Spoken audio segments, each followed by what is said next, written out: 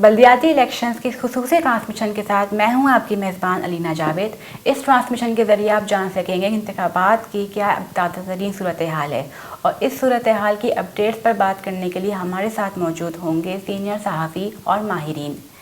اس transmission کے ذریعے آپ جان سکیں گے کہ پولنگ اسٹیشنز پر ووٹنگ کی کیا صورتحال ہے، عوام کا کیا جوش اور ولولہ ہے، اور اس کے ساتھ ساتھ کیا سیکیورٹی کے اقدامات کیے گئے ہیں۔ اس ٹرانسمیشن کے ذریعے ہم آپ کو بتائیں گے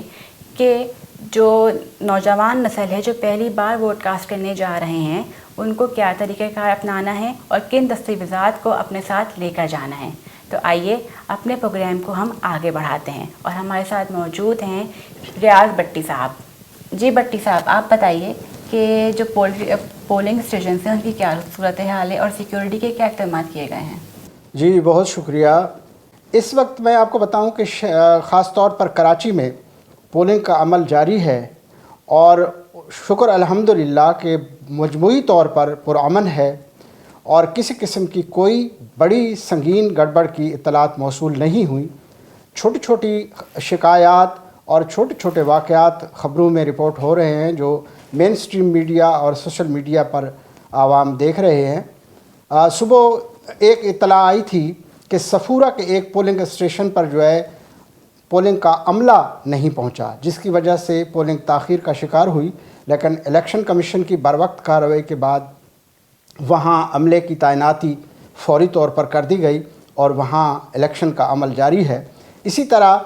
نارتھ ناظم آباد کے ایک پولنگ اسٹیشن سے یہ اطلاع بھی موصول ہوئی کہ وہاں جو ہے وہ مسلح افراد پولنگ اسٹیشن میں داخل ہوئے، اور زبردستی داخل ہونے کے بعد انہوں نے عملے کے کام میں مداخلت کی اور کچھ ٹیکنیکل چیزوں کو متاثر کرنے کی کوشش کی، لیکن فورسز کی بروقت کارروائی کے بعد مسلح افراد فرار ہو گئے اور صورتحال کنٹرول میں آ گئی۔ اسی طرح کی دیگر شہر کے دیگر علاقوں سے بھی چھوٹی چھوٹی شکایات موصول ہوئی ہیں، لیکن دوپہر 12 بجے کے بعد شہریوں کی تعداد زیادہ ہونے لگی، ووٹنگ کا عمل جو ہے وہ پرامن ہے۔ Secretary election commission of Pakistan Umar Hamid Khan نے کراچی کے مختلف پولنگ اسٹیشن کا دورہ کیا ہے، اور انہوں نے مختلف پولنگ اسٹیشن کے دورے کے بعد میڈیا سے گفتگو کرتے ہوئے کہا ہے کہ اداروں نے بہت اچھی کارکردگی کا مظاہرہ کیا ہے، اور فورسز کی تعیناتی کے بعد پرامن طور پر پولنگ جاری ہے، اور انہوں نے اس پر سب کا شکریہ ادا کیا کہ امن و امان کی صورتحال بہت بہترین ہے اور پرامن طور پر یہ پروسیس ہونے جا رہا ہے، اور شہری اس میں بڑھ چڑھ کر حصہ لے رہے ہیں۔ انہوں نے کہا یہ خوشی کی بات ہے کہ شہری اپنے طور پر گھروں سے آ کر اور قطاروں میں کھڑے ہو کر اپنا جمہوری حق کے رائے دہی استعمال کر رہے ہیں۔ تو یہ تو پولنگ کی صورتحال ہے۔ اسی طرح اندرون سندھ حیدرآباد کے 9 اضلاع ٹھٹھہ، سجاول، بدین، دادو سمیت مختلف علاقوں میں یہ پولنگ جاری ہے، اور صبح 8 بجے شروع ہونے والی پولنگ بغیر کسی وقفے کے شام 5 بجے تک جاری رہے گی، اور شام 5 بجے پولنگ اسٹیشن پر جو موجود ہوں گے شہری انہیں بھی ووٹ کاسٹ کرنے کا حق دیا جائے گا۔ بلدیہ اور وارڈ سے شروع ہونے والی جمہوریت پھر آگے بڑے ایوانوں میں جاتی ہے، اور یہی قیادت آج جو منتخب ہو رہے ہیں وہ کچھ عرصے بعد پھر اگلی سطح پر جائیں گے، صوبائی اسمبلی کا الیکشن لڑیں گے۔ جو بہتر کارکردگی کا مظاہرہ کریں گے، جو عوام کے دل جیت لیں گے، وہ صوبائی سطح پر بھی جیت سکتے ہیں اور آگے نیشنل اسمبلی اور قومی اسمبلی میں بھی جیت سکتے ہیں۔ تو یہ تو رہی آج کی پولیٹیکل پولنگ کی سچویشن۔ اچھا بٹی صاحب، یہ بتائیں کہ خبروں میں آیا ہے کہ تحریک انصاف کے رہنما فردوس شمیم نقوی نے ووٹ کاسٹ کرتے وقت بیلٹ باکس کی سیل توڑ دی تھی، جس کی وجہ سے ان کو پولنگ اسٹیشن سے بے دخل کر کے الیکشن کمیشن نے ان کے خلاف ضابطۂ اخلاق کی خلاف ورزی کرنے پر ایکشن لینے کو فیصلہ کیا۔ یہ بالکل یہ اطلاعات بھی موصول ہوئی ہیں کہ پاکستان تحریک انصاف کے مرکزی رہنما اور سندھ اسمبلی میں سابق اپوزیشن لیڈر نقوی صاحب جو ہیں وہ سولجر بازار کے ایک پولنگ اسٹیشن میں گئے، کیونکہ وہ چکر لگا رہے تھے اپنی پارٹی پوزیشن چیک کرنے کے لیے اور اپنے ووٹرز کو حوصلہ بڑھانے کے لیے، حوصلہ افزائی کے لیے مختلف پولنگ اسٹیشن پر جا رہے تھے۔ تو سولجر بازار کے ایک پولنگ اسٹیشن میں جب گئے تو انہوں نے ایک بیلٹ باکس کی دونوں سیلیں توڑ دیں۔ یہ ویڈیو بنائی گئی ہے اور یہ ویڈیو اس وقت میڈیا پر، مین سٹریم میڈیا پر اور سوشل میڈیا پر زیر گردش ہے، فردوس شمیم نقوی صاحب نے بیلٹ باکس کی دونوں سیلیں توڑ کر اس کا جو ہے وہ اوپر کیپ اتار دیا، جس کے بعد عملے نے ان سے مداخلت کی اور ان کو روکا گیا اور اعلیٰ حکام کے احکامات پر ان کو پولنگ اسٹیشن سے نکال دیا گیا ہے، اور حکومت سندھ نے ان کے خلاف سخت ایکشن لینے کا مطالبہ کیا ہے، اور مختلف حلقوں نے مطالبہ کیا ہے کہ فردوس شمیم نقوی کے اس غیر قانونی سنگین عمل کا سخت ایکشن لیا جائے۔ تو سننے میں یہ آ رہا ہے کہ الیکشن کمیشن ضابطہ اخلاق کی اس سنگین خلاف ورزی پر فردوس شمیم نقوی کے خلاف ایکشن لینے والا ہے، ان کو نوٹس جاری کیا جائے گا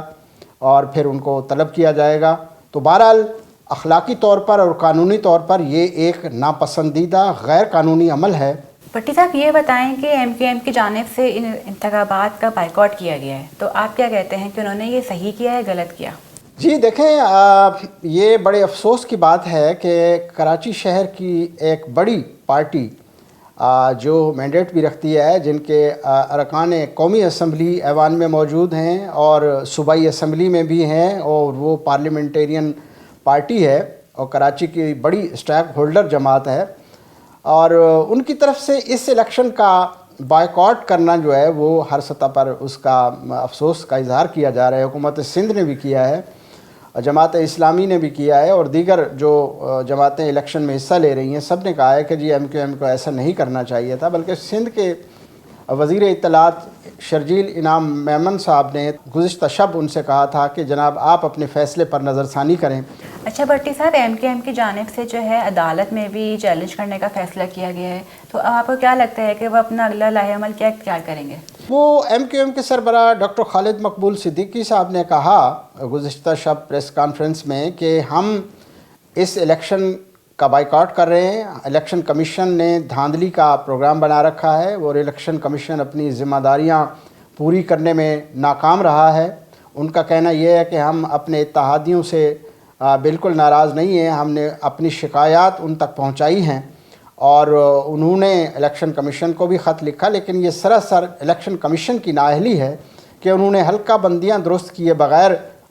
شیڈول جاری کر دیا اور پھر اس شیڈول کے مطابق پولنگ کرانے کا اعلان کر دیا۔ تو ان کا کہنا یہ تھا کہ ہم ان الیکشن کے نتائج کے خلاف کورٹ میں جائیں گے، یعنی یہ جو بلدیاتی الیکشن آج ہو رہے ہیں، تو خالد مقبول صدیقی کا کہنا تھا کہ اس کے خلاف ہم سپریم کورٹ میں جائیں گے کہ یہ غیر قانونی حلقہ بندیوں کی بنیاد پر ہوئے ہیں، پرانی ووٹر لسٹوں پر ہوئے ہیں اور قانون سازی کے بغیر ہوئے ہیں، تو اس لیے یہ ویلڈ الیکشن نہیں ہے اور یہ غیر قانونی نتائج ہیں جنہیں ہم تسلیم نہیں کرتے۔ بھٹی صاحب یہ بتائیں کہ عوام جو ہے وہ کس کو زیادہ سپورٹ کر رہی ہے، مطلب کون سی پارٹی ہے جس کو عوام چاہتی ہے کہ وہ اب جو ہے وہ اگلی میئر بنے کراچی سندھ کا؟ جی یہ دیکھیں، اب اس دوڑ میں جو بڑی پارٹی ہے وہ باہر ہو گئی ہے۔ متحدہ قومی موومنٹ پاکستان نے بائیکاٹ کا اعلان کر دیا ہے۔ تو پہلے جو دوڑ تھی میئرشپ کی وہ بڑی 3 جماعتوں میں تھی، جن میں پاکستان پیپلز پارٹی اور متحدہ قومی موومنٹ پاکستان، جماعت اسلامی، یہ آپس میں کنٹیسٹ کر رہے تھے اور ان کا خاصا مقابلہ ہے اس شہر میں میئرشپ کے لیے۔ تو اب چونکہ ایم کیو ایم جو ہے وہ اس الیکشن سے باہر ہو چکی ہے، تو باقی میدان میں میرے حساب سے 2 بڑی پارٹیاں ہیں، ایک پاکستان پیپلز پارٹی ہے اور دوسرے نمبر پر جماعت اسلامی ہے۔ تو اب ان کے درمیان میئرشپ کا جو ہے وہ میدان سجے گا۔ اب آج جو 246 کراچی کی یو سیز کے الیکشن ہو رہے ہیں اور 25 ٹاؤن میں جو الیکشن ہو رہے ہیں، یہ کمپلیٹ ہونے کے بعد پھر ٹاؤن 25 ٹاؤن اور یو سیز مل کر جو ہے وہ سٹی کونسل بنائیں گے، اور سٹی کونسل کے 367 ارکان جو ہیں وہ میئر کا انتخاب کریں گے۔ اچھا ناظرین، یہ تھی وہ ساری اپڈیٹس جو کہ بھٹی صاحب نے ہمیں اور آپ کو اس خصوصی پروگرام کے ذریعے دی ہیں۔ ہمارے ساتھ رہیے گا۔